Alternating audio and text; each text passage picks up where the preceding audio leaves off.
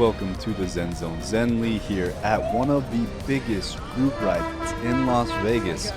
Every Wednesday night, there is a massive get-together of bicycles, e-bikes, electric unicycles, one-wheels, e-skateboards, other PEV devices that I've never even seen before. For example, we saw some kind of mix of a skateboard and a scooter. Quite interesting. It's really cool to see all the different flavors coming together, uniting for one night of the week. I love to see it. I would love to see this event grow. I know that in the past they've had trouble with the police. Police kind of infiltrated the group, and there was some, I don't remember the whole drama, but there was some big drama where the police shut down the ride for some time. But we are back and stronger than ever. I would estimate there is more than 500 riders, maybe even up to 1,000. Some of this footage you'll get a sense of the scale of this massive group ride. And it's something I would love to see in the future with more electric unicycles. There are only about, I think there are about 10 electric unicycles that I saw altogether. Some of these riders, super OG riders that I've known from a long time and have been riding with for a long time. We are going to actually break away from the bike ride, which is a fun ride. You know, it's very slow though and can be a bit painful when you're riding slow for a long time. And we hadn't done a strip ride in a long time. It's been super hot here in Vegas, like over 100 degrees. So we took this opportunity to fly down the strip, and we are going to take you along. If you like this sort of PEV content, mostly EUC content, please take a moment to help me counter the algorithm. Leave a like, leave a comment, subscribe to the channel. We are working our way up to 50,000 subs. I think it's possible that we could hit 50,000 subs by the end of 2025. That would be amazing. You guys can help me make it happen by subscribing, liking, commenting. I really appreciate all of you. I hope this video makes your day a little bit better. I hope this video gets you out there into the world and riding your wheel, not just sitting at the keyboard. I want to see you out there riding. I want to see you visit me in Vegas to come on some of our group rides out here. That would be amazing. I am on the ORYX, the biggest, baddest wheel ever created. It is an outstanding wheel. I am still getting acclimatized to it, so to speak, still getting to learn all its subtleties. It's just, that's what I loved about this wheel, is it's a new voltage system, a new weight, a new tire size that I have not mastered, so to speak. There's a lot of room for me to grow on this wheel. My legs, after these 300 miles, pretty much every day I've been riding for a long amount of mileage, my legs have been sore and getting stronger. I love to see the development. Man, when you're riding in the wind at 40 miles an hour on a 120-pound wheel, there's really all kinds of different muscular things that change in your body. It is a workout. One of the benefits of riding an electric unicycle is how well you will sleep after a long ride. You should sleep like a baby and have amazing dreams, knowing that you are paving the way to a better future for humanity. Electric unicycles are the ultimate device, the ultimate vehicle. There is nothing on this earth that is even close to an electric unicycle. We are not sitting on our butts. Well, sometimes, you know, you do have the option to sit down, but what it's about for me is that standing, hands-free freedom. That's something that no other device really provides. The closest thing is probably a one wheel, but it's a totally different way of riding. It's more like riding, or it's more like surfing, except yeah, your hands are free, so that's nice, but the way you're standing, it's more difficult to use your hands. I feel like the Insta360 X5, which I'm using here, and I'm extremely impressed with how well it works in the low light situations. Man, I love this camera, and I feel like it was made for EUC riders. The way we can record these amazing events with, you know, having our hands free, all the different angles we can get, it's just something that cannot be recreated. In fact, my buddy Donovan on this Golden King song was approached by somebody, and they wanted him to carry their Insta X5 so that he could record, you know, the footage for them, because it was an e-skate rider, S-skate rider, e-skate rider that wanted him to hold the camera to record, because an e-skate rider, they have to have a throttle in their hands which controls the braking, and it's weird. I've tried e-skate before, I really tried to like it, but having that, if it didn't have the throttle in your hand, I would love it a lot more. That's why I like one wheels better than e-skate, because the e-skate, yeah, just the throttle is the only thing that really bothers me. With the one wheel, you don't have that. It's the same, or at least a similar sort of gyroscope as the electric unicycle has. The electric unicycle, though, is just on a different level. A lot of one-wheelers don't get it, and some of them do, a lot of them do, and there's nothing against either. I would love to see more EUC and one-wheel riders unite. I'm thinking of doing a sort of tag team sort of race where one wheel and one EUC are on a team, like a tag team, like a relay of sorts, and have to work together to accomplish, you know, an objective, whether that be a race or some kind of treasure hunt or something like that. I think that would be really cool to see the two unite. The one wheel and the EUC are my two favorite PEVs because they are hands-free, gyroscopic. There's nothing on this planet like them. It's only a matter between the two, which style do you like more? Do you want to go faster? Do you want more range? The electric unicycle pretty much wins in every category. Better warranty. It wins in almost everything, except if you like that style of riding. If you like the sideways style of riding, the surfing, the skateboarding, you're going to like the one wheel a lot better. The Vegas Strip is not my favorite ride in terms of like technical riding. It is a straight line sort of ride.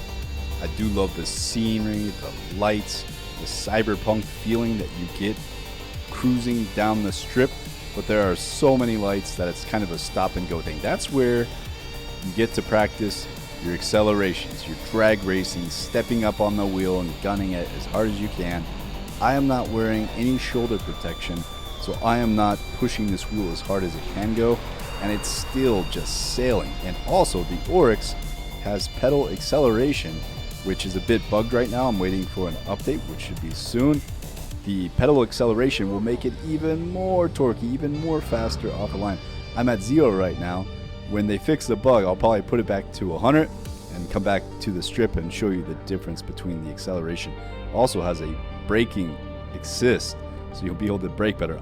Even with it totally off, I feel like it still can out accelerate the ET Max, which is on this ride. Raw, you'll see him blowing by me. I feel like we're also hitting those cars so hard. I love Raw's riding style, and he's hilarious too. I don't feel like any of us took it easy. He's on the ET Max, which is one of my favorite Begode wheels. In fact, it is my favorite Begode wheel until maybe I get the race wheel. I think the race wheel will be my new favorite Begode wheel, but as of right now, it's the ET Max. And it reminds me of the ORYX in a lot of ways. They are similar in a lot of ways. The ORYX just feels like better build quality, better suspension, more voltage, more battery. So when the ET Max runs out of battery, I will still be going and still be going a lot faster. Now there is maybe, I think the ET Max is 105 or 110 pounds. So the ORYX is, 10, 15 pounds heavier, which is not a big deal. When I let people demo this wheel, a common reaction that I get is this wheel is not as heavy as I thought it would be. Everyone thinks that this wheel is super heavy, but when you are riding it, it is effortless. It doesn't feel any more heavy than my Sherman L or even the ET Max. It does not feel, you're not going to notice that weight when you're riding it. If you have to lift it up, yes, you're going to notice that weight. But when you're on it, it's like magic, man. This wheel is Leaperkim's best wheel. This is a pre-production model. Yeah. Those cars came a lot faster than I wanted. Leaperkim is sending me out new suspension. I've given them some feedback, and they are thankful for that feedback. So it's cool to see that the company is taking my feedback and implementing it into the wheel, so that when you guys get your production model, you will be satisfied, and you will be more than satisfied. This is the best piece of kit that I've ever experienced. It's my wheel of the year for 2025. The only thing that has a chance of beating it is the race. If I get my race before the end of the year and I like it more, it might be the wheel of the year. Or, the bigger, more powerful wheels For the smaller wheels, it's looking like it's the Aero or the V12S. I have not ridden either of those, but the reviews on the Aero have been phenomenal. I think the Aero would be the overall best-selling wheel of the year. It's only $2,000, and you just get this amazing piece of kit. A super small micro-mobility wheel. The Rocket, there's just so many problems with it that I'm hearing about, and they're not kind of coming to light, so I'm going to skip the Rocket for now. It sucks that a lot of content creators kind of have their back up against the wall. I feel like I'm one of the few content creators that can kind of speak openly about the issues of wheels, because I've already burnt all the bridges, pretty much burnt all the bridges, so there's not a lot for me to lose by being honest. But a lot of the smaller creators that are trying to come up and need the wheels, need something to review, they can't always be as honest as they want to be, because they will burn that bridge and not be able to review wheels in the future. It's a sad reality, and I think it's about to become sadder as it looks like the manufacturers are going to start pushing out the dealers or competing with the dealers, which is going to be an interesting thing. It depends if the manufacturers that are opening up these new shops are competing against the current dealers. If they can match the customer service of the current dealers, then the current dealers are going to be in a lot of trouble. But I don't know. Western customer service is better than in America. The customer service here from the E-Wheels, Next Gen, Alien Rides is, and then One Ride. I don't know if Europe is considered a Western country, maybe, but One Ride has amazing customer service. In Europe, in general, the customer service, like when you go to a restaurant or something like that, it's not so good. In America, we have the best customer service. So if the Eastern manufacturers who make amazing wheels and have built up the EUC world can compete in terms of customer service, then it's over for the dealers, in my opinion. And if they come up with some sort of affiliate program, I think a lot of the affiliates now, the content creators now, are feeling that without the affiliate programs from like eWheels and Next Gen and Alien Rides, myself included, that's maybe I make about $1,000 every 2 months. So let's say about $500 a month with all my affiliates combined. That helps me to buy gear, new cameras, new wheels. Without that, I am going to be at a deficit, so to speak. I'm just going to have to find different ways to adapt, make more content, try to get some more viral videos, find some way to adapt. Now, if the manufacturers create an affiliate program and have good customer service, I would put a fork in the current dealerships. I think they will not be able to compete. Who's going to want to pay, double the price for a wheel if you could buy direct from the manufacturer, have the same level of customer service, and still support your favorite affiliate using discount code ZenZone? Currently gets you a discount code at eWheels in the USA, Alien Rides in the USA, Grizzla pads if you want some of the best pads ever made. And if you're in Europe, check out oneride.eu for your PEV needs. They have the best customer service out of any dealership I've ever seen, and I hope they stand the test of time. Enough about the competition though. I hope more than anything this video gives you some good vibes, encourages you to get out there, to ride, and to stay safe. We had a few close calls in this video. When you're riding with a group, you really need to be in the Zen zone. You're focused at full alert, especially when riding around cars. And at nighttime, sometimes you can misjudge the speed of a car and put yourself into a situation where if you get hit by a car, man, it's not going to be good. So I hope you guys kind of can learn from some of the mistakes we made in this video. Also, when you go out riding, you bring so much joy to the world. When I go out riding, I see so many smiles, so much laughter. It's like you're just bringing joy to the world because you're blowing people's minds, moving in ways they've never seen before.